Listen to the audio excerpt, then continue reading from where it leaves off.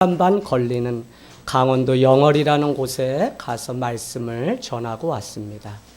갈 때마다 하나님이 마음에 주시는 것은 무엇이냐면 한국 교회와 성도가 목회자가 지금이야말로 회개해야 될 때라는 마음을 주시더라고요. 어제도 가서 이와 같이 사랑의 인사를 나누고 서로를 깨우는 시간을 가졌지만 다 마음이 다쳐서 웃음 한 자락을 볼 수 없는 그런 집회였습니다. 그래서 제 마음 가운데 그래도 감리교회 각 지방의 각 교회의 임원단 중심으로 모였기 때문에 장로님들과 권사님인데 어떻게 그 얼굴에서 하나님의 향기가 나지 않을까 그런 생각이 들었어요. 그런데 여러분, 주님이 말씀을 통하여 그들을 만지시기 시작하면서 여성 한 분 권사님이 울기 시작하면서 기도회 때 삽시간에 다 터졌습니다. 그래도 울지 않는 네 분에 계신데 누구였을까요? 장로님이었습니다. 장로님. 참 마음이 많이 아팠어요. 한국교회가 제대로 되려면 아버지들이 일어서고 가정마다 아버지가 바른 신앙 가운데 서지 않으면 안 된다는 생각을 또 하게 되었어요.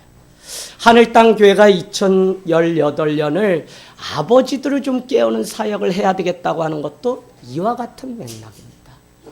우리가 생각하는 하나님에 대한 그 상은 내가 일찍이 자라온 환경 속에서 만났던 아버지 상에 불과하다는 것입니다. 엄격했습니까? 근엄했나요? 아니면 아버지가 날마다 호통을 치는 분이었나요? 많은 사람들은 신앙생활을 하면서 하나님 아버지를 그와 같은 분으로 생각하면서 신앙생활을 한다는 거예요. 제가 왜 이 말씀을 드리냐면 장로님들이 아무리 움직여서 뭘 해보자고 해도 그 자리를 요지부동 움직이지 않는 겁니다. 그분들의 잘못이 아니라 그분들이 보았던 아버지 상은 근엄해야 되고 과묵해야 되고 남자는 말이 없어야 되고 성령께서 오셔서 계속적으로 노크를 해도 반응하면 안 돼야 되는 그런 상이었다는 것입니다. 여러분, 성인 아이로 살아가고 일명 심리학에 나오는 고착 현상이라는 거, 이스라엘이 광야를 가지만 다시 애굽에 돌아가서 고기를 먹고 살갔으면 좋았겠다고 하는 원망과 불평을 여러분은 알고 있습니다. 많은 사람들은 내가 살던 그 어느 날 그때가 가장 좋았다고 이야기하며 그때에서 떠나지 못하는 고착 현상이 다 있는 것 같아요. 제가 오늘 서두에 여러분께 읽어드렸습니다. 여러분은 이전 일을 기억하지 말며 옛적 일을 기억하지 마십시오.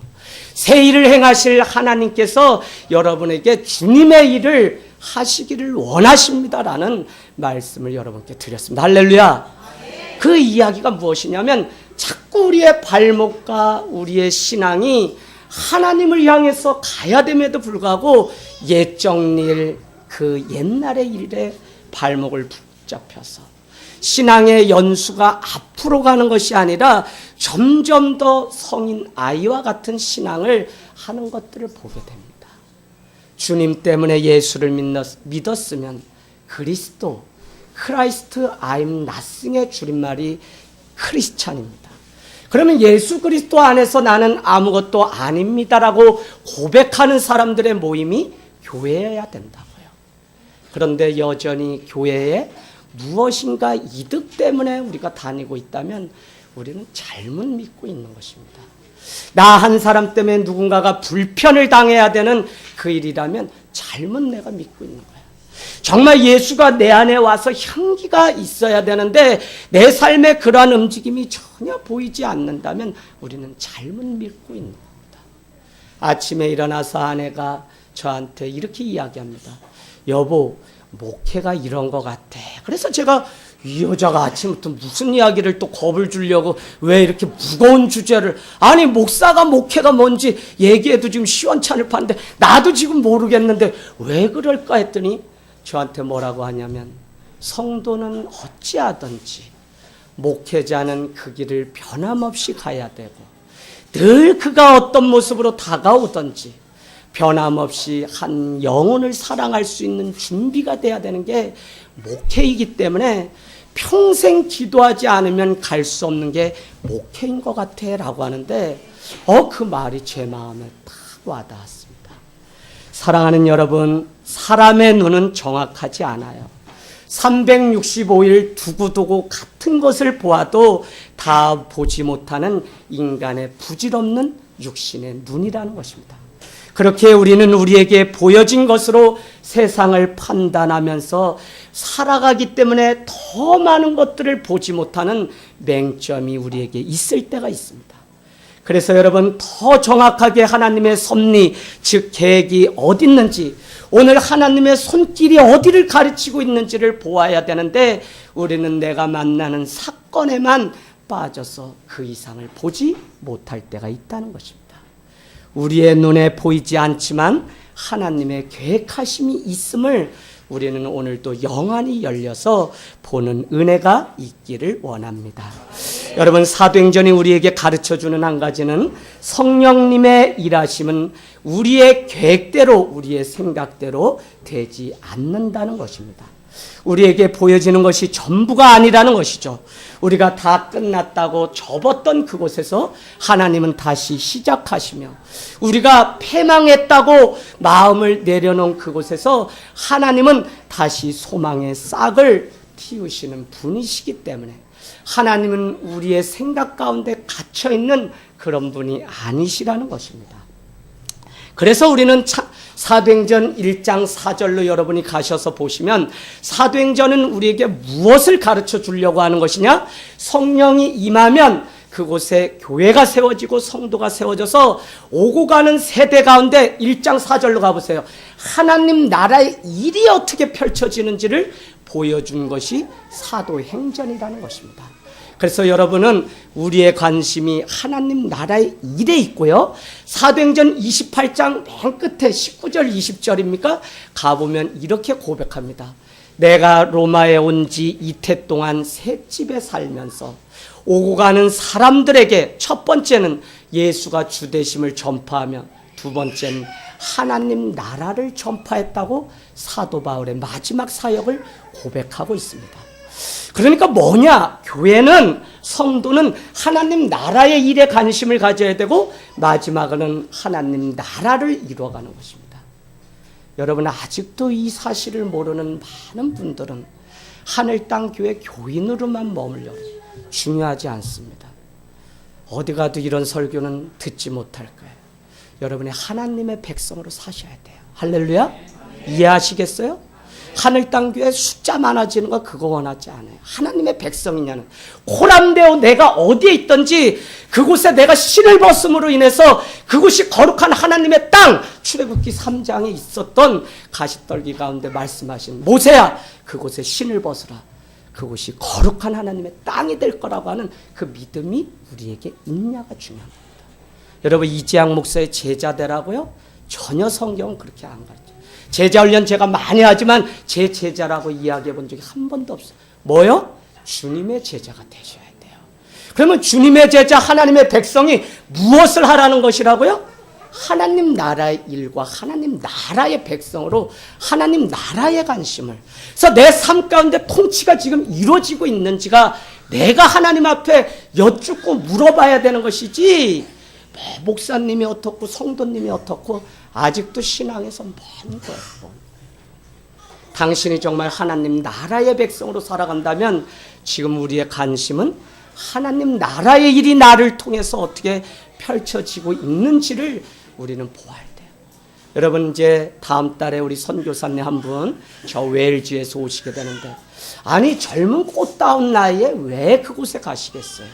그의 관심은 숫자를 늘리거나 막 이게 아니라 열방에 가서 그곳에 하나님의 통치하심과 하나님의 다스리심, 하나님의 나라가 이루어지길 바라기 때문에 모든 것을 다 버리고 영원하신 하나님의 나라를 향해서 인생의 걸음을 갈 수 있다는 것입니다. 사랑하는 여러분, 오늘 아그리빠와 벨릭스 총독 앞에 섰던 사도 바울은 아무런 죄가 없다는 결론을 얻게 됩니다. 그럼에도 불구하고 더 정확하게 그는 가이사라고 하는 그 그 법정에 가서 자기의 죄가 없음을 그렇게 인정받고 싶었어요. 누가요? 사도 바울이. 그래서 그는 오늘 사도행전 27장은 꿈에 그리던 자기의 고향 로마의 죄인의 신분이 되어서 가이사 법정을 향해서 가는데 그냥 갔냐? 아니요. 배를 타고 항해해서 그 수만 킬로를 되는 길을 가게 되었다는 것입니다. 그런데 오늘 로마는 바울 혼자 갔다고 기록하고 있지 않습니다. 1절 한번 보시겠어요? 1절에 여러분 우리가에 표시해 놓으시고요. 2절에 또 우리가를 찾아서 표시해 놓으시고 4절에 우리가를 찾아서 표시하세요. 하늘땅교회는 좀 형광펜 가지고 다니시면서 여러분 칠하시면서 보셔야 쉽습니다. 우리라고 하는 단어가 등장합니다. 누군가 처음부터 끝까지 바울과 동행했던 우리라고 하는 사람이 있다는 사실을 우리는 말씀을 통해서 볼 수 있어요. 그 중에 2절 말씀에 가서 여러분 표시해 놓으세요. 아리스다고라고 하는 사람이 같이 동행했다고 나옵니다. 그런데 더 중요한 것은 우리가라고 하는 그 범위 안에는 책의 사람이 있다는 거예요. 이게 무슨 이야기냐? 오늘 이 누가복음을 사도 바울의 행적을 다 보았던 한 사람이 사도 바울이 우리가 이렇게 같이 가서 로마로 갔다는 이야기를 기록해 놓았다는 거예요. 그래서 우리는 다시 뒤집어 보면 우리가 안에는 책의 사람, 저자 누가가 함께 갔다는 것을 우리는 볼 수 있어야 됩니다. 여러분 누가는 누구입니까? 예수님의 제자입니다. 그가 누구입니까? 의사입니다. 남보다 예리하고 날카로운 면이 있어요. 그래서 하나님은 그의 은사에 따라 그를 작가로, 그래서 누가복음을 지으시고 또 지중해를 건너가서 성령의 일하심이 어떻게 펼쳐지는지 사도행전을 짓게 됩니다. 그래서 그 안에 모든 상황을 다 봤던 사람이 누구냐? 누가라는 것입니다. 여러분 누가복음 5장에 가면 우리는 누가가 지중해를 뻔질나게 다니면서 큰 바다를 보았기 때문에 그는 다른 사람은 갈릴리 바닷가라고 부르고 어떻게 해요? 게네사렛 디베랴 바닷가라고 부름에도 불구하고 누가복음 5장 1절 부지런히 찾아가세요. 여러분 그냥 들으시면 안 돼요. 5장 1절에 가면 게네사렛 호숫가라고 써놨어요. 다 같은 이름입니다. 갈릴리 바닷가, 디베랴 바닷가 다 같은. 근데 게네사렛 호숫가 누가 썼다고요? 누가가 썼습니다. 누가는 지중해라고 하는 요빠 소위 큰 항구를 보고 이렇게 건너가 보았기 때문에 그는 사람들이 갈릴리 바다라고 말하는 게 째째하게 보였어요. 큰 바다를 보니까 그 눈앞에 있는 갈릴리 바다는 그냥 호수에 불과해요. 그래서 호숫가라고 유일하게 썼던 사람이 누가라는 것입니다. 여러분 우리가 말씀이 내 삶 가운데 약속이 와 닿고 내 삶 가운데 하나님의 크신 사랑을 날마다 경험하면서 우리가 살아간다면 사실은 우리가 일상 속에 만나는 많은 문제는 다 호숫가에 불과한 문제입니다. 이 원리를 알지 못하기 때문에 많은 사람은 자꾸 작은 문제 앞에서도 어떻게 해야 될지 몰라요. 그래서 여러분 한번 그거 써놔보시면 좋은데 여러분 정말 2018년도가 시작됐는데 아직도 옛날 문제 가지고 걱정거리로 사는 인생이 있어요. 그렇게 살지 마시고 걱정거리가 기도거리로 바뀌는 역사가 있기를 주님의 이름으로 축복합니다. 그래서 누가가 오늘 우리라고 하는 공동체 안에 있었다는 것입니다. 우리라고 하는 21세기를 더 건강하게 만드는 우리 공동체가 중요합니다. 공동체를 잃게 되면 모든 것을 잃게 됩니다. 따라서 어떤 원칙과 기준이 있다고 해도 우리 공동체를 향한 하나님의 계획보다는 앞설 수가 없는 것입니다. 아리스다고는 우리가 잘 아는 것처럼 바울이 전한 복음 때문에 예수님을 만나고 예수님의 제자로 살았던 자입니다. 그가 변화되어서 오늘 2절 말씀에 보니까 같이 동행해서 갔다는 것입니다. 여러분 오늘 바울과 동역을 위해 로마 감옥이라도 따라가려고 했던 아리스다고 그의 삶이 우리의 삶 가운데 있기를 원합니다. 저는 여러분께 늘 고백하지만 주여 주여 하는 자마다 구원을 얻지 못한다고 그렇게 말씀합니다. 우리는 성경대로 믿으셔야 돼요. 성경대로. 여러분 오늘 이 시간에도 말씀을 듣지만 4가지 밭에 뿌려진 씨앗 비유를 통해 해학자가 와서 그 길가에 뿌려진 건 다 먹어버린다 그래요. 오늘 이 예배를 드리고도 말씀이 내 안에 없이 그냥 나가는 자도 있다고 성경은 분명히 말씀하고 있습니다. 그래서 우리는 말씀에 집중하고 베드로 전서 후서가 정말 닭이 울 때 그 말씀이 기억나서 그제서야 나가 심히 통곡하며 울었던 그 베드로가 베드로 전후서를 통해 한사코 주장했던 게 무엇이죠? 사랑하는 자들아 주의 말씀을 기억나게 하라. 주의 말씀이 생각나게 하라는 것입니다. 그가 생각나지 않았기 때문에 들은 말씀은 있는데 쉐마 신비에 새겨진 말씀이 내 가운데 없기 때문에 그는 그냥 주님을 부인하는 자리에 갔다는 것입니다. 여러분, 오늘 저는 우리의 예배를 통해서 우리라고 하는 공동체가 다시 한번 주의 말씀 가운데 약속 있는 공동체가 되기를 원합니다. 저는 주중에 우리 백종열 권찰님이 아주 재밌는 이야기를 하세요. 그게 뭐냐면, 목사님, 제가 이 나이에 주일에 누나 때문에 누나가 이렇게 해서 아파서 가정이 다 교회 가게 됐는데 주일날 교회를 안 오면 가장 불편하고 이렇게 기억나는 사람이 누군지 아세요, 아버님? 아버님이시라는 거예요. 야, 내가 80 넘어서 이렇게 해서 딸 살리자고 내가 교회 가는데 아들아, 너는 큰 아들이 주일인데 교회도 안 가고. 그러면서 저한테 주중에 와서 뭐라고 고백하냐면, 50이 넘어서 아버지 눈치 봐야 되고, 나는 절간 연구를 50년째 하고 절에 스님의 그거 부처에 내가 했던 사람이 누나 살리자고 교회 갔는데 한 번 빠지면 자꾸 아버지가 뭐라고 할까봐. 목사님, 희한하죠. 제가 이렇게 주님, 그런데 어느 날부터 내가 그냥 다니는 게 아니라 주님께 기도해보자 라고 하면서 마음이 바뀌면서 본인은 지금 이 누나의 이야기, 누나가 암세포가 다 없어졌다는 이야기 가지만도 나가서 계속 전도하고 있다는 거예요. 누구의 고백이냐? 신앙생활 이제 7개월, 8개월 정도밖에 안 하신 권찰님의 고백입니다. 여러분, 교회가 작아서 문제입니까? 불편해서 문제 아니에요.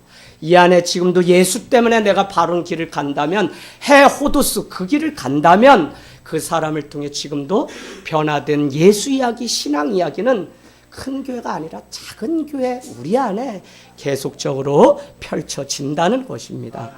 오늘 바울은 로마까지 인솔하는 백부장 율리오라고 하는 사람을 따라가게 됩니다. 그곳에는 사도 바울뿐만 아니라 죄수 몇 명이 같이 가게 됩니다. 그들이 배에 올랐어요. 터키 끝머리에 있는 그리스와 맞붙어 있는 흑해에 가까운 그 항구를 쫓아서 가게 됩니다. 그런데 계절이 좋지 않아서 처음부터 배가 띄웠지만 심상치 않습니다. 그래서 성경에는 무라시라고 나와 있지만 5절에 무라시는 한 성을 이야기하는, 고린도 성 하는 것처럼 무라성에 배가 도착하게 되었다는 겁니다. 그러다가 이제 알렉산드리아에서 로마로 가는 배로 갈아타려고 하는 그 일에 엄청난 일들이 생기게 되는데, 그게 뭐죠? 다른 것이 아니라 미양으로 도착하게 되고요. 그곳에서 의견이 갈라지게 되는데, 계속 우리가 이 배를 전진해서 가야 한다는 사람과 사도 바울과 같이 배를 전진해서 가지 말자고 하는 두 부류로 나눠지게 되었다는 것입니다. 우리가 오늘 이 말씀의 결론을 보면 유로골라 강풍이 불어서 결국은 이 배가 다 산산이 부서져서 죽게 됩니다. 그것을 알고 사도 바울은 가지 말자고 했고요. 어떤 사람은 선주와 선장은 아니다, 빨리 우리 가자라고 했다는 것입니다. 율리오 최고 책임자는 어떻게 하죠? 오늘 말씀 한번 보겠습니다. 저기 한번 보시겠어요? 어디 나와 있죠? 11절. 백부장 율리오는 선장과 선주의 말을 바울의 말보다 어떻게 했어요? 더 믿었다는 것입니다. 그는 그렇게 믿고 쫓아가요. 그러면서 이렇게 이야기합니다. 차라리 겨울을 보내려면 40km 정도 떨어진 베닉스라고 하는 항구로 가서 겨울을 보내자고 그렇게 주장을 하게 됩니다. 베닉스 항구는 한쪽으로는 서남으로 한쪽은 서북으로 그렇게 열려 있다 그러죠. 그렇기 때문에 겨울에 북쪽에서 불어오는 바람을 막을 수 있는 좋은 여건이 과학적으로 상식적으로는 맞습니다. 그런데도 불구하고 오늘 사도 바울은 반대했다는 것이 우리가 오늘 봐야 되는 중요한 대목이라고 하는 사실입니다. 여러분, 바울은 수도 없이 우리가 잘 아는 것처럼 지중해 연안을 두루 다니면서 전도 여행을 했기 때문에 백길과 기후 조건이나 항해 상식을 선장이 아니더라도 충분히 알고 있었던 사람입니다. 9절을 한번 가보실까요? 여러 날이 걸려 금식하는 절기가 이미 지났으므로 항해하기가 위태한지라 바울이 그들을 권하여 어떻게 하라고요? 대속죄일이 있으니 우리가 이 절기를 지키자라고 이야기해요. 대속죄일은 자기의 죄나 나라의 죄를 대신해서 금식하는 그 절기입니다. 그러니까 대속죄일은 유대 절기에 의하면 7월 정도고 우리 달력으로 말하면 9월 정도니까 대략 한 7월에서 한 9월에서 11월 경에 이 배가 멈췄으면 하지만 오늘 율리오라고 하는 선장은 끝까지 가자고 고집을 피우게 됩니다. 선장의 상식이 바울 이상일 텐데 왜 무리해서 배를 끌고 갔는지 많은 학자들은 의문입니다. 알렉산드리아에서 나오는 배로 보아서 이탈리아의 사람들이 먹고 마실 곡물을 실어서 가고 있기 때문에 이 물건을 빨리 이탈리아로 가져가게 되면 그들에게서 한 몫을 챙길 수 있는 좋은 기회이기 때문에 오늘 선장은 자기의 이득이 하나님의 음성보다 먼저 앞섰다고 하는 사실을 우리는 눈여겨보아야 됩니다. 여러분, 어찌하였든지 선주 입장에서 빨리 일을 마치고 한몫 챙기려고 했다는 거예요. 방법도 이유도 과정도 동기도 선하지 않았기 때문에 오늘 하나님은 이 일을 틀으셔서 막았는데 그 방법은 다른 것이 아니라 유르굴라 강풍이라고 하는 자연재해를 통해서 어려움 공경에 빠뜨렸다는 것입니다. 저는 오늘 말씀을 보면서 첫 번째 우리가 좀 묵상하고 고민해 보기를 원하는 것은 우리 역시 세상적인 방식으로 세상을 살아가려고 합니다. 그러나 하나님은 우리의 부정직함을 그냥 두지 않는 것입니다. 세상이 썩었어도 우리는 정직해야 합니다. 이것이 구별된 삶이고, 그래서 인간적인 눈으로 보면 우리는 주님을 따라 사는 삶이 손해를 보는 삶 같지만, 그럼에도 불구하고 오늘 주님이 말씀하시면 그 길을 끝까지 계산하지 말고 순종하며 가야 된다는 것입니다. 여러분, 지난주 말씀 혹시 기억나십니까?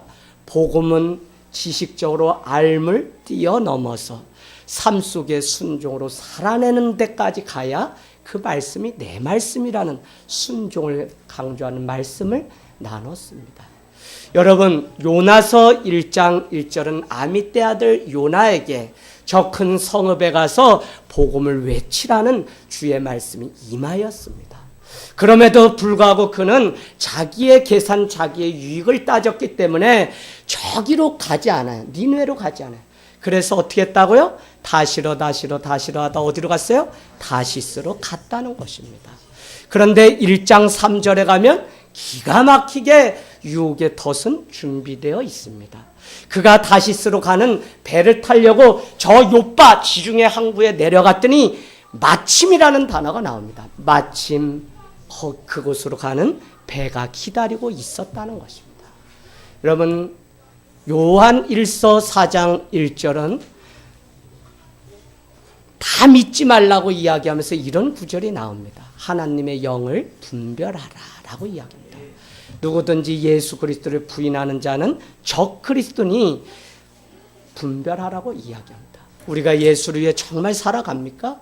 그러나 내 삶 가운데 예수 앞에 순종하는 자리까지 가지 못하면 저기 안산홍님이 100주년 되셔서 태어나셔서 크라이스트 안산홍이 문제가 아니라 결국은 교회 안에 있는 바리새인 같은 우리가 문제예요. 우리가 오랜 생활 내가 아는 그 지식에 만족하며 살아갈 뿐만 아니라 내가 아는 지식을 왜 고집하는 것이죠? 심리학적으로 보세요. 내가 지키고 싶은 것을 지켜야만 안정적인 그 편리함과 안락함이 있기 때문에 바리새인들은 구약의 그 전통을 전혀 버리지 않고 자기 눈앞에 있는 메시아 예수를 맞이하지 않았다는 것입니다. 오늘날 교회에 많은 사람들은 신앙생활을 오래 해도 자신의 원칙과 그것만을 깨지 않으려고 하는 바리새인 같은 믿음이 얼마나 많은지, 영안이 예배를 통해서 계속 열리고 영과 진리로 예배하라고 했기 때문에 영이신 주님이 말씀을 통해 우리에게 진리의 영으로 오고 거룩의 영으로 오면 아니 이 시간 우리는 울고 주님 앞에 부족한 것밖에 없다고 기도해야 됨에도 불구하고 우리는 그렇지 못한 삶을 살아가요. 왜 그래요? 가라고 하는 니느웨를 보지 않고 여전히 저기 다시스로, 그러니 뭐 그 사람에게 덫이 기다리고 있어요. 그래서 요나서 1장 3절은 마침 요바로 가는 배가 있어 어떻게 했다고요? 배 삭을 지불하고 갔다는 것입니다.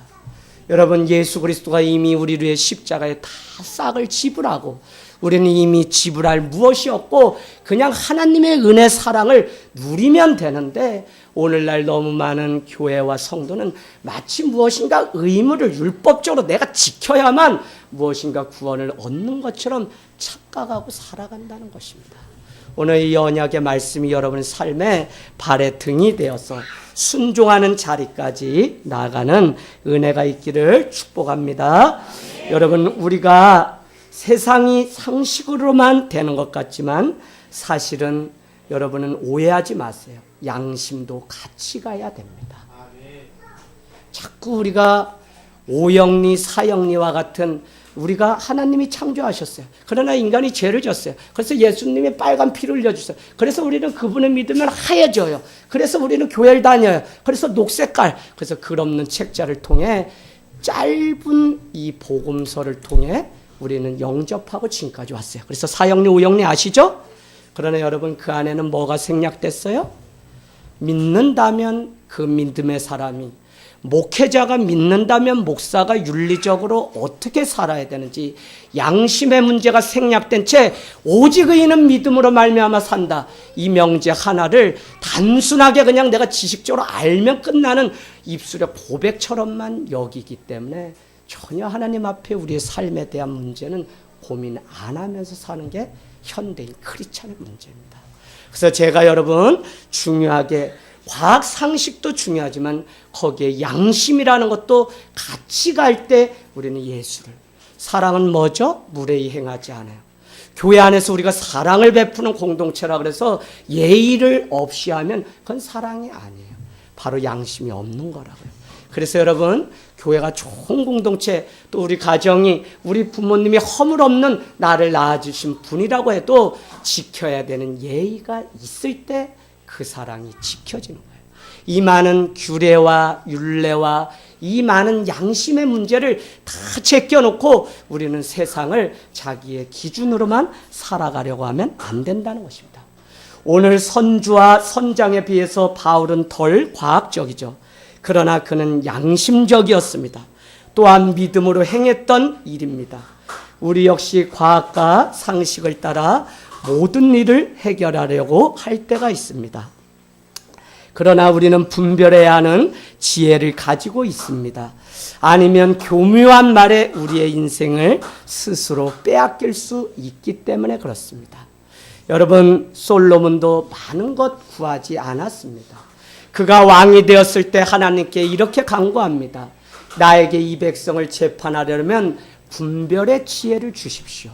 근데 뭐라고 했다고요? 듣는 마음을 주사 분별의 지혜를 주십시오라고 했다.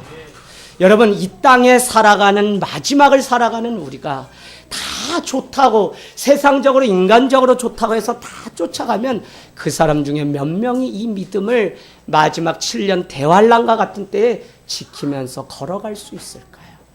저는 우리 공동체가 그냥 오늘 모여서 좋은 공동체, 따뜻한 공동체가 되길 원하지 않아요.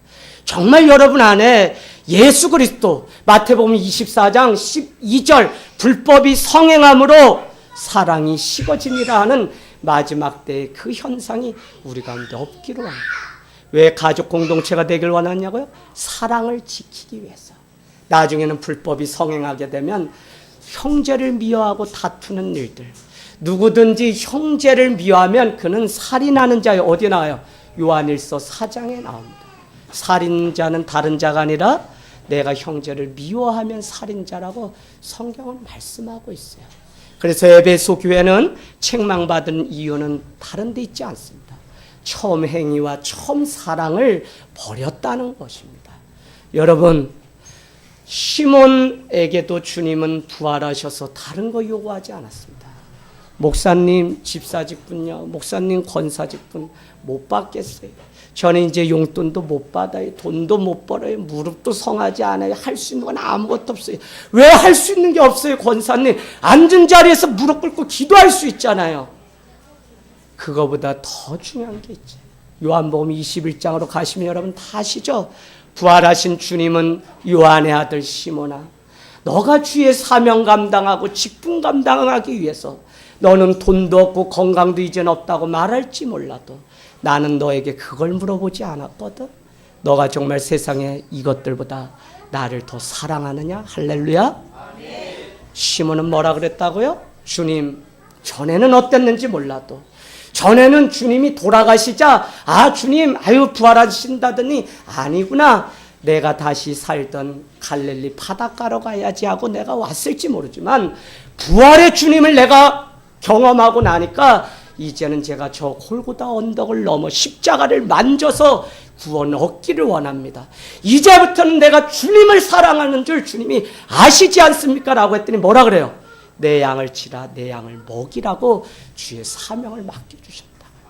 저는 요한일서 1장 4절처럼 주님이 요한일서를 쓰면서 사도 요한은 우리에게 이렇게 이야기하죠. 내가 이것을 쓰면 다른 목적이 아니라 여러분으로 예수 그리스도와 사귐과 누림을 가능하게 하려고 내가 이 편지를 썼다고 이야기합니다. 여러분, 마가복음 3장에도 또 산에 오르사라는 표현이 나옵니다. 왜 올랐다고요? 매일같이 오른 거예요. 그래서 또 올랐다고 이야기하면서 이렇게 합니다. 12 제자를 부르시는데 산에 가서 기도하고 그러는데 첫 번째 제자를 왜 불렀어요? 우리 집사님, 일 많이 시키려고 무슨 1인 10역하고 교사하고 성가대하고 밥하고 빨래하고 교회 와서 그렇게 살라고? 아니요. 그것도 내적으로는 헌신이 성숙한 성도고 외적으로는 섬김이 성숙한 성도니까 우리가 할 수 있는데 안에서 내가 주님을 사랑하는데 방해받지 않는 데서 열심히 하되 사귐과 누림을 누리라고 불러요. 그래서 마가복음 3장에 가보세요. 뭐라고 됐냐면 첫 번째 이렇게 얘기합니다. 나와 함께 있게 하려고 제자들 12를 불렀다는 거예요. 그게 뭐예요? 예배입니다. 오늘 우리를 왜 주님이 교회를 우리를 부르셨어요? 세상 온천하 그냥 1000명 2000명 되는 교회에 대해서 많은 일 맡기려고 부른 게 아니에요. 여기에 속지 마셔야 돼요. 여러분이 진정으로 하나님의 주권을 인정하는 예배자가 되게 하시려고. 저는 그래서 여러분이 차라리 다른 거 아무것도 못해도 좋아요. 아니 예배 드리고 밥만 맛있게 드셔도 상관없어요. 근데 정말 여러분의 삶에 사귐과 누림을 통해 회복이 있으면 언젠가는 주손발 봉사단이 우리 교회에 있는 것처럼 때가 되면 내가 주님의 손과 발이 돼서 움직여서 다 할 때가 있지. 그 뭐 때를 잡아도 못한다니까. 나도 싫으면 안 하는 사람인데 어떻게 하라 그래요. 두 번째는 뭐예요? 나가서 전도의 일을 하게 하려고 12 제자를 불렀습니다. 전도하시 생명 낳는 일 하려고 여러분 오늘 교회로 부르셔. 올해는 여러분 좀 작정하시고요. 여러분도 이웃에게 좀 다가가서 말을 건네보세요. 제가 우리 아파트 삽니다. 한 20명 전도했어요. 오늘 뭐 쭈꾸미 나루 우리 강사루라 권찰님 이제 집사님 되시는데 여수에 갔어요. 다 어떻게 만났냐. 그냥 그 가정 만날 때마다 그냥 인사하고. 그냥 아주머니, 영신이 어머니 어떻게 사는 거 재밌으세요? 삶의 의미 던져봤더니 죽겠다는 거예요. 처음 만날 때 7년 전에. 그래서 이렇게 물었어요. 영신이 아빠가 잘해주나요? 부부관계는 어떤지 질문했어요. 이걸 제가 지금 책으로 집필해서 내려고 질문으로 전도하는 전도법. 그래서 계속 쓰고 있어요. 그게 뭐냐? 그랬더니 아이고 남편하고 3년까지만 신혼이었고 맨날 머리 끄들고 싸운다는. 옳거니 이 집은 이제 살살. 그래가지고 몇 달 7가지 질문을 던진 후에 이렇게 이야기했습니다. 우리 집 한번 놀러 와보세요. 아니면 저 좀 차 좀 주세요. 누가 있어? 우리 집 사람 있을까? 우리 가서. 왔더니 그날부터 눈물 콧물 다 흘리면서 첫 성도가 되셨어요. 그분이 좀 부족합니다. 아직 집사 받을 자격이 안 됩니다. 아니요. 그 많은 시간들 다 심지어는 제가 2년째 80명 되니까 벌써 뭐 아유 하늘 땅 교회 천지라고 신천지라고 동네 침례교회가 다 소문나가지고 교회 절반이 나가는 위기 속에서도 유일하게 남아준 권찰님이에요. 저는 제 마음 같아 벌써 전해드리고 싶다. 계속 해봅니다. 여러분 복음 가운데 우리가 말씀 가운데 서지 않으면 정말 열매가 우리 삶 가운데 없어요. 제가 왜 여러분에게 말씀을 강조하고 말씀으로 가라고 이야기하냐면 축구 차던 사역을 다 내려놓는 계기가 바로 성도들이 나가는 일 보면서 100명 모은 다음에 그때부터 말씀 전하고 교육해야지 했더니 아니요. 이 교회 이름 장례식 1년에 54명씩 치르면서 그렇지 신앙은 땅에서도 하늘을 미리 앞당겨서 여기서 품고 살게 하는 거지. 그래서 개척하면 하늘 땅 교회라고 줘야지. 그게 신천지로 둔갑해서 어려움 줄지 누가 알았어요. 여러분 정말 복음이 우리 삶 가운데 성도의 삶이 되지 않으면 마지막 7년 대환란 때 이 자리를 지킬 사람 없어요. 말씀 아는 걸로 안 돼요. 복음 가운데 날마다 거듭나서 주님을 따라가는 삶이 돼야 됩니다. 분별의 지혜가 없으니까 우리 광주 하늘 땅교회 개척 1호 교회가 전화 왔어요. 이왕현 목사님 우리 권찰님 그곳에서 어머니 소천하셔서 야 너가 먼저 가서 얼른 기도하고 먼저 가서 임종예배 드리면 좋겠다. 우리 청년이랑이 우리 목사님은 못 오시고 이렇게 오니까 이상하게 생겼어요. 그러나 여러분 모든 교회가 우리 교회인 것을 드디어 이번 계기를 통해 왜요? 이왕현 목사님이 저보다 먼저 광주에서 하니까 가서 장례식을 치러줬더니 우리 권찰님이 감사하게 이제 알겠어요 그러시더라고요. 그래서 뭐라고 전화가 왔냐면 형님 막 이렇게 전화가 아니라 메시지가 왔어요. 페북에. 그래서 뭐라고 했냐면 형님 나 급한데 돈을 한 5천만 원만 있으면 넣어줘. 그래서 저놈아가 나를 잘 알고 나도 계속 개척해서 여기까지 왔는데 뭔 5천만 원을 그렇게 꺼달라고 했을까. 이상한 거예요. 알고 봤더니 이게 바이러스가 먹어가지고 외부에서 해가지고 제가 말씀드렸지만 본인은 다른 친한 사람한테 그렇게 메시지를 받아가지고 아는 형님이라고 전라도 광주 우리 목사님이니까 시원하잖아 하면하고 말만 말고 그래가지고 2천만 원을 빌려줬대요. 이미 그 계좌번호까지. 그러면 저한테 또 그게 왔는데 저는 너무 이상해서 얘가 나를 뭐 그냥 손가락 빨라는 건가? 그리고 전화를 했더니 형님 그게 뭔 얘기나 보내지도 않았는데 아니 네가 나 5천만 원 보내라며. 그랬더니 아니요 형님 그거 그렇지 않아도 형님한테 말해야 되겠네. 뭔 일이야 왜? 오늘 나 2천만 원 보냈는데 쏘갔네. 그거 어떻게 사기당한 거 갖고 해결할 방법이 없네. 아유 이등신아 왜 그런 걸 쏘니. 제가 말은 안 했지만 아유 너 어떡하니 찾을 수 있게 기도할게. 아유 야야야 그 절반이라도 건지면 나 500만 줘라. 내가 이렇게 이야기했지만 안 쏘가요. 분별의 지혜가 있어야 돼요. 그게 과학적이고 상식적이라고 해도. 여러분 바울은 지금 그토록 가고 싶어 했던 로마에 비록 죄인이 되어서 지금 가고 있습니다. 자기의 동족에게 자기가 만난 복음을 전하기 위해서 가고 있어요. 그럼에도 불구하고 그는 서두르지 않았습니다. 주님께 맡기고 있었다는 것입니다.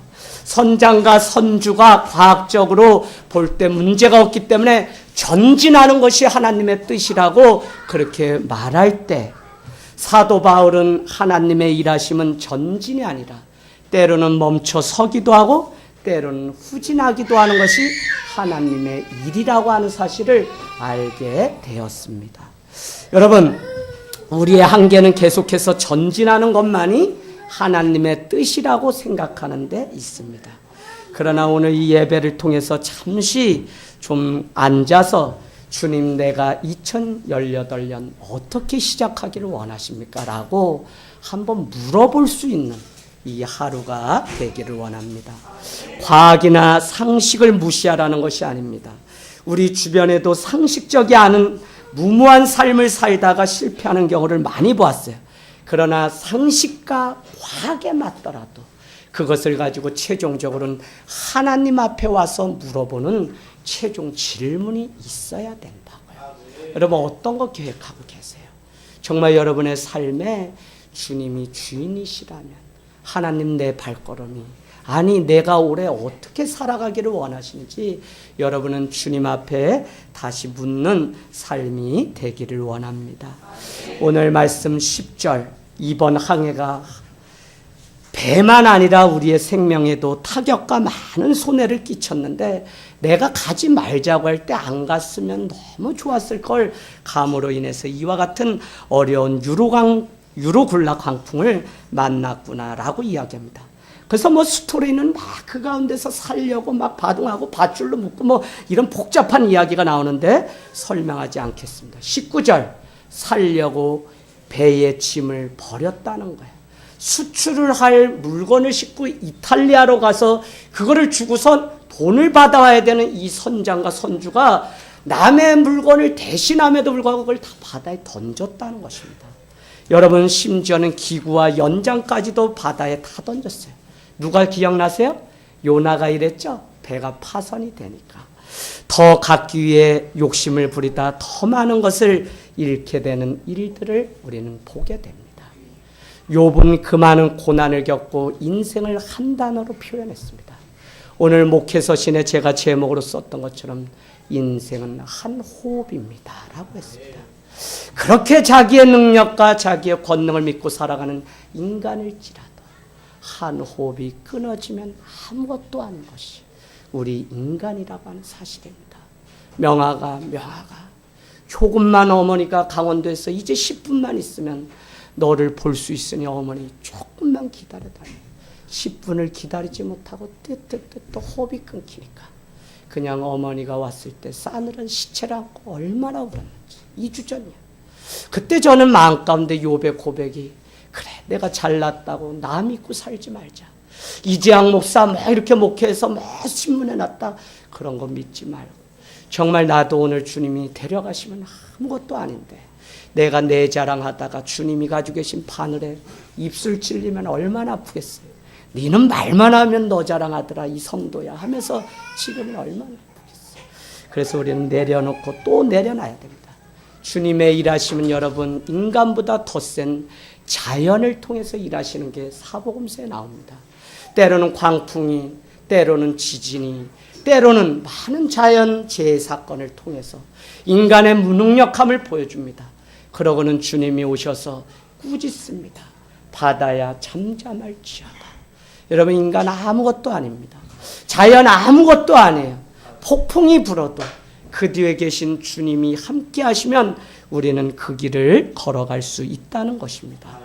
오늘 저는 이제 안심하라. 너희 중 아무도 생명에는 아무런 손상이 없겠고 오직 배뿐이라고 하는 이 격려와 위로가 하나님의 약속되어 오늘도 위기를 만나거든 우리가 붙잡아야 되는 것이 주님의 말씀이 되기를 원합니다.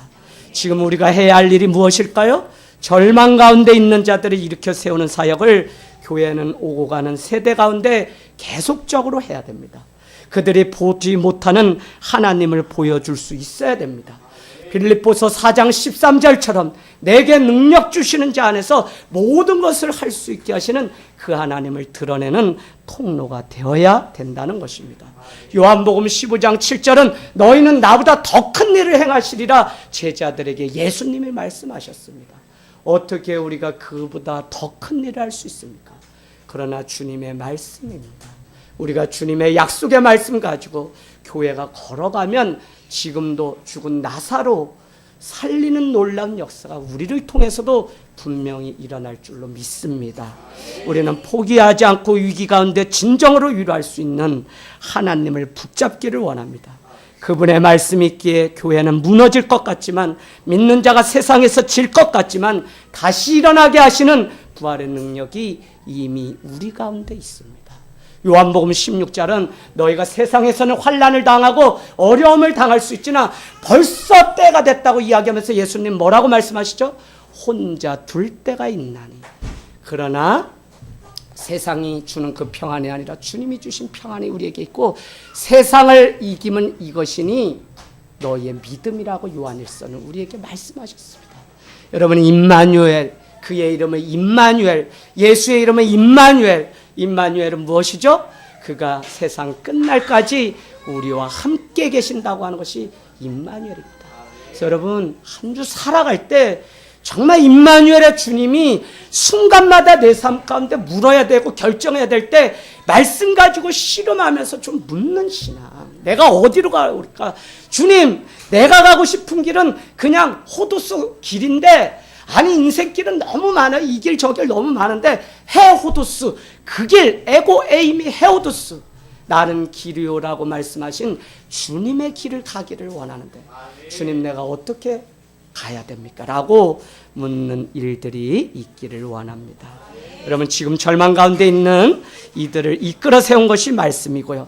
유로 올라 강풍 가운데 넘어졌지만 내가 어젯밤에 주님이 나에게 말씀하셨다. 안심하라, 주님이 지키신다고 하셨다고 하는 사도 바울이 오히려 권면하는 그 말씀을 붙잡고 살아가는 저희가 되기를 원합니다. 반드시 세상은 성경대로 모든 것이 이루어지며 반드시 세상은 구하는 것을 이미 받은 줄로 믿고 구하는 자에게 축복하시는 은혜의 주님이라는 것입니다. 여러분, 말씀이 여러분 삶 가운데 구석구석에 이루어지는 은혜가 있기를 주님의 이름으로 축복합니다. 이 시간